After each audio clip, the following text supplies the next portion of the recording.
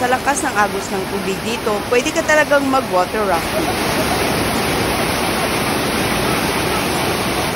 Napakaswerte naman ng mga residents dito dahil libre po ang maligo dito. Hello guys! For today's vlog, napadaan po ako dito sa Sibulan River, Santa Cruz, Davao del Sur. Nakaka-amaze lang dahil ang lakas ng agos ng tubig at maraming mga bata ang nag-e-enjoy maligo dito. Sayang nga dahil wala akong dalang ekstrang damit, gusto ko sanang subukan itong kanilang water rafting. We're traveling from Davao City going to Jensan. Nadaanan namin itong Sibulan River dito sa Santa Cruz, Davao del Sur. So bumaba ako para maipakita sa inyo kung malinis ba talaga yung river nila. Nakita ko nga si nanay naghuhugas ng plato at marami talagang mga residente na nagdadala ng mga damit para dito maglaba. Nakakatuwa, naalala ko tuloy nung bata pa kami na naliligo kami sa spring habang sila mama at papa naman ay naglalaba. Nakakamiss lang, ang sarap maging bata.